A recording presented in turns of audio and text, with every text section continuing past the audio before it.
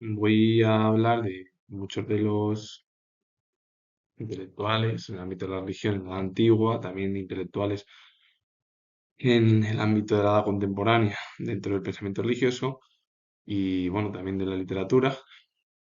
Y a su vez voy a poner dos ejemplos en el ámbito de la edad moderna, en el ámbito científico, filosófico, al final una, entre, una entremezcla entre la cultura en el mundo occidental, predominando, claro, el pensamiento cristiano. Bueno, hay diferentes formas de periodismo. El periodismo de información, su único objetivo es transmitir los hechos de manera objetiva y directa, sin incluir opiniones. Los formatos principales son la noticia y el reportaje básico, cuando se llevan a cabo noticias y se informa. El periodismo de opinión busca expresar el punto de vista, la postura, la interpretación del periodista o del medio de comunicación sobre un tema. Se materializa en editores, columnistas o artículos de opinión. Y el periodismo interpretativo o híbrido combina la narración de un evento noticioso con el análisis del contexto y la valoración del periodista. Dentro de este tipo de ejemplos, dentro del propio género del periodismo interpretativo o híbrido, se encuentran, por ejemplo, la crónica y la entrevista en profundidad. Serían esos ejemplos. Y el periodismo católico busca informar con ética y veracidad, integrando valores del Evangelio y el magisterio de la Iglesia en la narración de la actualidad. No se trata solo de que un profesional sea creyente, sino de comunicar con esperanza, buscando la verdad y dando voz a quienes más lo necesitan. El periodismo católico es unir la información con el pensamiento cristiano, aunque no hace falta ser creyente. El profesional o los profesionales que trabajan en ese tipo de periódicos. El término taumaturgo designa a una persona a la que se le atribuye la capacidad de realizar milagros, prodigios o fenómenos sobrenaturales. Es una palabra al final culta, utilizada frecuentemente para referirse a magos, chamanes o santos a quienes se les atribuye poderes curativos o sobrenaturales. La etimología proviene del griego taumaturgos, compuesta por dos raíces fundamentales que es tauma, que significa maravilla, admiración o milagro, y ergones, trabajo u obra. El significado literal es el hacedor de maravillas u obrero de milagros. El taumaturgo al fin es una persona que está relacionada al ámbito de la magia, de lo espiritual, de lo sobrenatural.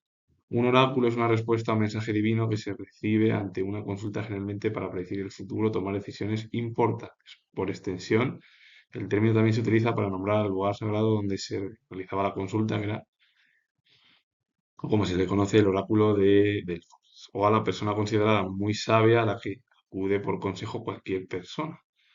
El tarot sigue una estructura fija y tradicional compuesta por 78 cartas, arcanos mayores y menores, con significados específicos. Muchos de los términos que estoy hablando tienen relación con la espiritualidad, con la religión, con las cartas como es el tarot o el oráculo, por ejemplo, que son una persona que ve para predecir el futuro. Normalmente son figuras que ven algo pues, más allá de lo que sería la propia realidad.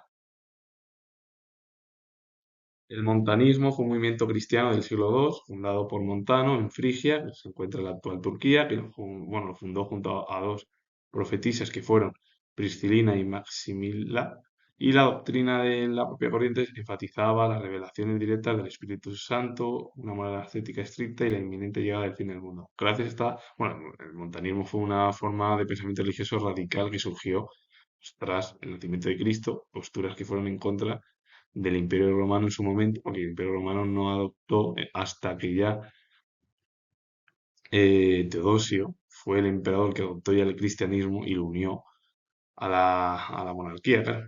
Entonces, Tertuliano, que fue una figura dentro del cristianismo y del pensamiento religioso, fue un fiel seguidor de esta corriente. Al principio, Tertuliano utilizó la lógica, la razón y directamente rompió el pensamiento y se fue al pensamiento cristiano, el propio Tertuliano. Apolinarismo es una doctrina cristológica del siglo IV propuesta por Apolinar de la Odisea, que fue un teólogo y que afirmaba que Cristo tenía un cuerpo y una vida sensitiva y buena, pero carecía de una mente o alma racional. En su lugar, el Logos divino, la segunda persona de la Trinidad, ocupaba ese espacio espiritual. El apolinarismo en realidad fue una corriente religiosa criticando, es verdad, también a la propia religión o facciones o divisiones que surgieron, que tenía cuerpo, y una vida sensitiva humana, pero la mente y el alma no la tenía o carecía de ella. Y de ahí, luego el divino, que es la segunda persona de la Trinidad, la ocupaba ese espacio espiritual. El Ritschlianismo fue una influyente corriente de la teología protestante del siglo XIX impulsada por el teólogo alemán Albert Ritsch. Esta escuela intentó conciliar el cristianismo con la modernidad y la filosofía kantiana, separando la fe de la especulación metafísica y la historia empírica. Claro, en realidad la filosofía de Kant hablaba de una moderación entre el racionalismo de Descartes y el empirismo de Hume y Locke. Entonces, lo que intentó llevar a cabo el teólogo Albert Rich en esta corriente fue intentar modernizar el cristianismo con el pensamiento kantiano. ¿Cómo se hace eso normalmente? Pues quitas la fe, porque la fe es importantísima, de la especulación metafísica y la historia empírica. Entonces es como casi la división entre religión y pensamiento real. El documentalismo es una corriente técnica o tendencia orientada a la creación, estudio o recopilación de obras basada en la realidad, como puede ser el cine, la fotografía o el dibujo, y también se utiliza como sinónimo de la disciplina de la documentación. La etimología deriva de documental y el sufijoísmo, que todo lo que termina en ismo es tendencia, doctrina, sistema, igual que logía, es de logos, de razón. Por ejemplo, pues, todo lo que termina en logía es razón, Irmo es sistema, doctrina, por ejemplo. A su vez, documental proviene del latín tardío, documentalis, formado por docere, que es el verbo latino que significa enseñar o instruir, y el sufijo mentunes, que indica medio, instrumento o resultado de una acción, más otro sufijo al, que es relativo porque el sufijo al es relativo a. Entonces, al final, el documentalismo es una corriente en el ámbito artístico. La introspección en psicología es el proceso de autoobservación y análisis de los propios estados mentales, pensamientos y emociones. Permite comprender el origen de nuestras conductas y facilita la regulación emocional y el crecimiento personal. ¿De qué se encarga la introspección? De ver cómo es el comportamiento de las personas. O sea, pues, la gente autoobservamos, vemos, normalmente el especialista te va a ver y te va a ver y va a ver, dar una serie de pautas con el objetivo de ver que tú te veas más feliz, que tú quieras crecer personalmente, que te quieras, si quieres conseguir algo y te guste, él te va a ayudar. Por ejemplo, eso sería lo que hacen normalmente. Entonces, la introspección se encarga de eso, de ver nuestro crecimiento personal y emocional para ver cómo vamos desarrollando nuestra propia mentalidad individual. Luego ya, independientemente ya, es lo colectivo, porque ya cada uno tiene que haber colectividad. Pero en realidad la colectividad es muy compleja, porque como el ser humano es tan individualista y tan egoísta, pues es imposible, pues a veces dar cualquier comentario sobre cualquier tipo de persona. Hay que decirlo. Pero en realidad, ¿para qué dar comentario de los demás? Lo que pasa es que, claro, esto es como pasa en la filosofía, la psicología y en realidad historia, filosofía y arte. Siempre vamos viendo lo mal de los demás y nunca vemos lo mal de nosotros mismos. Pero claro, el problema es que como somos así, no vamos a cambiar. Pero bueno, oye, da igual, así somos las personas. Vemos lo que he dicho. Nos interesa más otras cosas y no mirarnos de verdad a veces en nuestra forma de pensar, como se diría esa explicación, es decir, en nosotros mismos. Pero bueno, oye, normalmente cuando se lleva a cabo esa es la estructura. A lo mejor es el orgullo que tenemos las personas, pero así nos pasa a todos. El término paráclito en teología cristiana es uno de los títulos dados al Espíritu Santo en el Evangelio de Juan, para describir su rol como guía, ayudante o consolador de los creyentes. La etimología proviene del griego paracletos, que significa abogado, defensor, mediador o consolador. El sabelianismo es una herejía teológica del siglo III o del siglo III que la promovió el teólogo Sabel. En lugar de creer en la Santísima Trinidad, postula que Dios es una sola persona. Dios se manifiesta en tres modos o etapas. Para esta corriente, como Padre, que sería la creación, como Hijo, redención y Espíritu Santo, santificación. Pues depende, porque en el siglo, al principio de la antigua y ya con el comienzo del cristianismo y la aparición de Cristo y otras tantas figuras dentro de la religión, pues empezaron a haber divisiones dentro del propio pensamiento religioso y muchas de ellas se consideraron en su momento herejías porque criticaban a la religión oficial, que luego es lo que provocó la división ya y las guerras de religión en la Edad moderna. Catolicismo, bueno, sería la religión católica, ortodoxa, protestante, luterana, anglicana y todo lo que dio lugar a todo el periodo de la modernidad, desde finales del siglo XV hasta ya finales del siglo XVIII y el comienzo del siglo XIX, en el cual se produjeron las guerras ya por conflictos bélicos y por intereses de otro tipo, por ejemplo, ya. Montano fue teólogo frigio, inspirador de la doctrina conocida como montanismo, la que ha hablado de esa estructura, de llevar una vida radicalmente, pues, pues una vida radical, contraria a lo que sería una vida normal en cualquier ámbito, por ejemplo. Maximila, que fue profetisa, una de las primeras promotoras del montanismo en el siglo II por Montano, algunos estudiosos sostuvieron que tanto Maximila como Priscila fueron en realidad cofundadoras del propio movimiento o del movimiento, mientras que otros que descartaron esta afirmación por falta de pruebas. En cualquier caso, existió un consenso general en que Maximila y Priscila aportaron contenido profético y principal y varios oráculos del movimiento. Al final son estructuras de que Montano, Maximila, Priscila fueron las principales fundadoras de la corriente del montanismo. Sabelio fue teólogo y sacerdote cristiano del siglo III. Enseñó en Roma, tal vez fue era originario de Libia, pero no está muy seguro. Y fue el que creó la corriente que acabo de explicar, el sabelianismo, que fue una herejía teológica que surgió en el siglo III bueno, pues en la cultura occidental. San Papías fue discípulo directo de San Juan Evangelista, conocido por escribir la obra Explicación de los Discursos del Señor. Es una de las fuentes principales para conocer las tradiciones apostólicas. Esa obra es lo que se conoce en el ámbito religioso y sobre todo las tradiciones apostólicas, es decir, el pensamiento cristiano. San Amercio fue taumaturgo y defensor acérrimo del cristianismo frente al paganismo durante el reinado de Marco Aurelio. Su vida y milagros fueron ampliamente venerados en la tradición católica como en la ortodoxa. San Apolinar fue teólogo prolífico, famoso por sus defensas apologéticas y tratados polémicos contra las herejías del siglo II dirigidos al emperador Marco Aurelio. La gran mayoría de las figuras que fueron santos fueron contra el gobierno, normalmente porque los gobiernos romanos y griegos, sobre todo el romano más, pero Romano no tenía mucho interés hasta que ya finalmente tuvo que acceder de una manera para que la monarquía y el imperio pues tuviesen una unión contra esa estructura y bueno, pues para decir, bueno, pues, al final contra las estructuras que estaban vigentes y dejar plasmado que monarquía y religión católica o las instituciones eclesiásticas eran las que dominaban en aquel momento. Epifanio de Salamina o Epifanio el Chipriota fue escritor y obispo bizantino, considerado el padre de la Iglesia y defensor de la ortodoxia cristiana contra aquellas enseñanzas consideradas como heréticas, como la doctrina de los arrianos, durante la difícil época para el cristianismo que siguió al concilio de Nicea. Esesipo de Jerusalén fue escritor del siglo II, perteneció al periodo antiherético del cristianismo primitivo. Ágabo fue profeta, según la tradición cristiana, uno de los 60 discípulos del cristianismo primitivo, considerado profeta por sus contemporáneos, venerado como santo por la Iglesia Católica y la Iglesia Ortodoxa.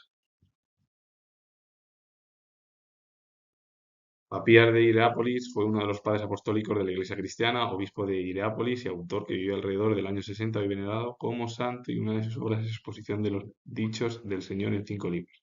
Filastrío Filastro fue obispo de Brescia, estuvo presente en el sínodo celebrado en Aquileia en el año 381.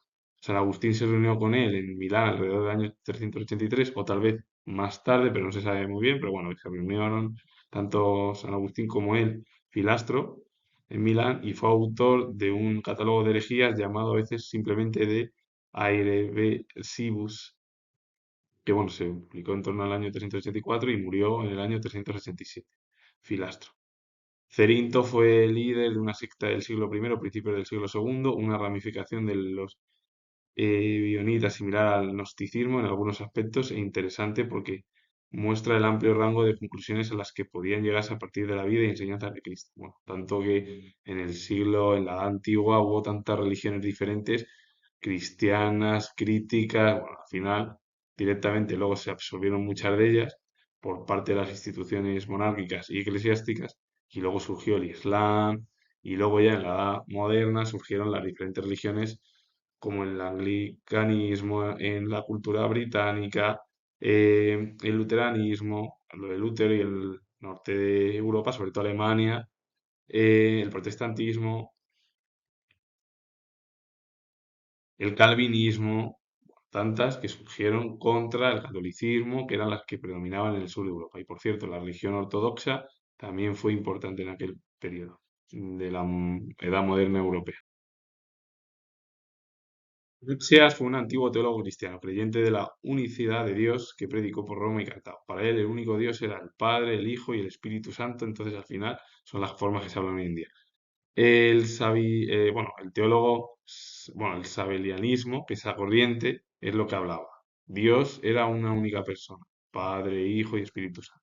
Otras decían que era Cristo, Dios, otras que era la vida, bueno, pues toda esa estructura. Otras que había diferentes incluso formas de pensamiento dentro de la religión en aquel momento, en el periodo de la antigüedad, críticas, y bueno, al final hubo tantas persecuciones por parte de unos y otros, incluso los mismos cristianos primitivos se perseguían entre ellos como la propia institución monárquica romana. Hipólito de Roma fue escritor de la Iglesia cristiana primitiva. La Iglesia católica lo ha considerado como el primer antipapa porque le eligieron o porque fue elegido obispo de Roma en el año 217. Es verdad que al morir en el año 265 se reconcilió con el pensamiento cristiano, porque le consideraron un mártir, por lo que ahora ya es Hipólito de Roma, honrado como un santo. Pero antes no. Apolinar de Alejandría fue gramático, autor dramático y presbítero cristiano del siglo IV. Junto con su hijo Apolinar de la Odisea, reescribió la literatura bíblica en formato de poesía y drama clásico. Esto permitió a los cristianos mantener su educación literaria cuando el emperador Juliano el Apóstata les prohibió estudiar a los autores paganos greco-romanos. Antiguamente era así, claro, ellos intentaron llevar a cabo el estudio para los cristianos porque, claro, las instituciones monárquicas del imperio lo prohibían, es decir, les prohibió estudiar a los autores paganos greco-romanos. Apolinar de Laodice fue teólogo y heresiarca, autor de la doctrina conocida como apolinarismo. Se le conoció como Apolinar el Joven para distinguirle de su padre, porque su padre era Apolinar de Alejandría, Apolinar el Viejo, que es el que he hablado ahora mismo, y estudió en Alejandría y Antioquía y fue consagrado obispo de Laodice hacia el año 361. Serapión de Antioquía fue patriarca de Antioquía, considerado santo por las confesiones católicas y oriental, y pues, todos los 30 de octubre se celebra su festividad, la de Serapión de Antioquía. Todos los ejemplos que he hablado eran muchos con el comienzo del cristianismo y figuras ya que comenzaba el final de la Edad Antigua y el comienzo de la Edad Media, porque muchos de ellos eran cristianos, religiosos, creían en diferentes formas teológicas en torno a la deidad, a Cristo, a José y a María, por ejemplo. Pero bueno, dando un salto ya a la Edad Moderna, Giulio Cesare Scaligero fue médico, filósofo, botánico y humanista italiano. Su hijo, o además, bueno, fue padre de Joseph Justus Scaliger. Joseph Justus Scaliger fue erudito francés, conocido por la ampliación de la noción clásica de la historia griega y la historia antigua de Roma, con la inclusión de la historia de Persia, Babilonia, Judía y la historia de Egipto dentro de la historia antigua como conjunto. Ambos dejaron huella en la cultura francesa y Joseph Justus Scaliger fue erudito francés. Su padre había sido italiano, pero bueno, ambos dejaron huella en el ámbito europeo, bueno, de la cultura. Albrecht Ritschl fue teólogo alemán protestante. A partir de 1852 impartió clases sobre teología sistemática. Según este sistema, la fe se entendía como irreducible a otras experiencias y estaba más allá del alcance de la razón. Dijo que la fe no procedía de hechos, sino de juicios del valor. ¿Qué es lo que sucede en el ámbito de la teología y sobre todo la herencia de cuando se lleva a cabo del pensamiento? Cuando se comenzó la teología, la filosofía cristiana, Agustín de Hipona hablaba de que si tú tenías fe, razonabas de que había algo arriba. Claro, ese es el problema de lo que se daba lugar o dio lugar a que si había algo en el ámbito de la Edad Media, se decía, bueno, si se cree, se razona y se alcanza y a partir de ahí. Entonces ya la razón está allá afuera y lo que interesa, pues sobre todo el pensamiento de Agustín de Hipona, que era lo que surgió por la herencia sobre todo del neoplatonismo de Plotino y todo lo que se tergiversó de la forma del pensamiento del mundo bueno, el pensamiento platónico de Platón ya, pues bueno, dio lugar ya a la estructura de que, claro, si tú tenías fe, la razón estaba afuera y ya se creía en algo. Entonces, ¿qué dio lugar luego al aristotelismo cristiano, a la figura de Tomás de Aquino? Que si yo tenía primero para razonar que había algo arriba, pues antes de entender qué es la fe, pues eso se rompe ya de una manera. Es verdad que Tomás de Aquino tampoco es que sea un ejemplo, pero bueno, recogiendo lo de Averroes, por ejemplo, es otro ejemplo. Gente que comenzó con el aristotelismo ya cristiano medieval, que es lo que llevaba y era lo que predominaba en aquel periodo. Es verdad que el- el pensamiento de San Agustín predominó sobre todo al principio por la herencia de la religión con esa unión entre monarquía o imperio con las instituciones eclesiásticas. A partir de ahí, claro, entonces esta estructura es Albert Ritter, lo que te habla Albert Richlet es que la fe está por encima de la razón y si tú tienes fe ya, pues ahí ya puedes llevar a cabo los juicios de valor.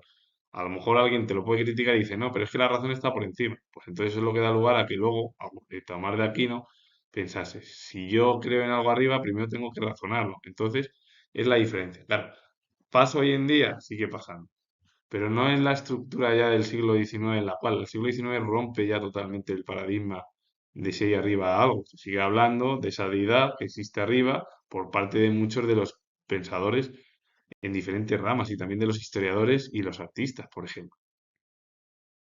Apolonia del Santísimo Sacramento fue religiosa carmelita de la Caridad Española, superiora general en cargo de su congregación cuando estalló la Guerra Civil Española, en la que fue asesinada, porque desgraciadamente murió cuando estalló el conflicto civil entre diferentes familiares de diferentes posturas, que fue la Guerra Civil uno de los conflictos más sangrientos, crueles de la historia más reciente de esto, y que debemos de entender un poco y comprender ese tipo de acontecimientos históricos y más en España sobre todo. Y de nuevo vuelvo hacia atrás a la edad antigua con el pensamiento cristiano, con San Policarpo, que fue obispo de Esmirna, según una tradición, conoció al apóstol San Juan y tuvo como discípulo a Ireneo.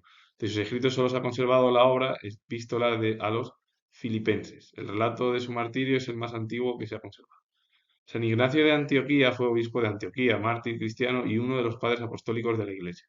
Se llamó a sí mismo Teoporos, que significa en griego portador de Dios. Es decir, como él es el que está aquí en el mundo terrenal y es el que porta las ideas de la deidad, según lo que él hablaba.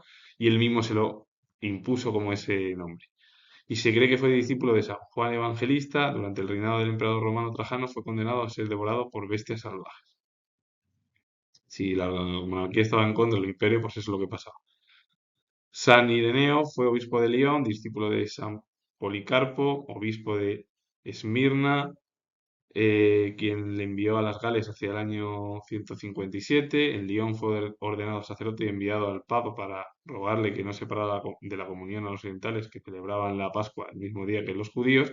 Y su obra es Gnosis desenmascarada y refutada y el Tratado contra las herejías. Muchos de ellos fueron religiosos que fueron enviados al mundo europeo y occidental con el objetivo de imponer una serie de estructuras y evitar la división al final de las diferentes religiones y en torno a la Pascua y las festividades religiosas. Tras hablar de la gran mayoría, que fueron todos relacionados con el mundo del pensamiento religioso, incluida el ejemplo español, Alberto Moravia fue narrador italiano de gran difusión internacional, que ocupó un destacado lugar entre los representantes de su país en la literatura del siglo XX. Una enfermedad infantil que luego redactó en una de sus obras, Agostino, de 1944, lo llevó a permanecer recluido en los años de la adolescencia. Durante ese reposo forzoso, leyó intensamente y escribió una primera y gran novela, Los Indiferentes, de 1929. Y a partir de ahí, el legado en torno a esa edad, de como se dice de los 30, es cuando comenzó a tener gran éxito y a vivir laboralmente de su oficio, como fue la escritura.